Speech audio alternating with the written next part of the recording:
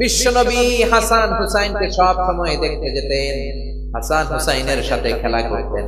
বিশ্বনবী বলতেন হাসান হুসাইন হচ্ছে রাইহানাতাইন, আমার সুগন্ধি, আমার পারফিউম। ওনাদের শরীর থেকে বিশ্বনবী ঘ্রাণ নিতেন। হাসান হুসাইনের দেহের এমন কোন জায়গা নাই যে জায়গায় বিশ্বনবী তার ঠোঁট মোবারক দিয়ে চুমা দেয় নাই। সুবহানাল্লাহ।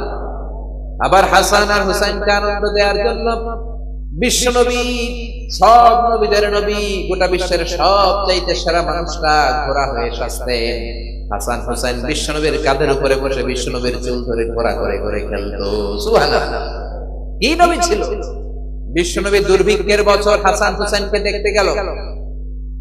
মদিনায় খাবার নাই, পানি নাই, ছাগল আর উটের ওলানে দুধ নাই, সবাই ক্ষুধার্ত, ক্লান্ত, শ্রান্ত, পিপাসার্ত। বিশ্বনবী যখন গেলেন মসজিদে নববীতে জোহরের নামাজে জামাত ইমামতি করে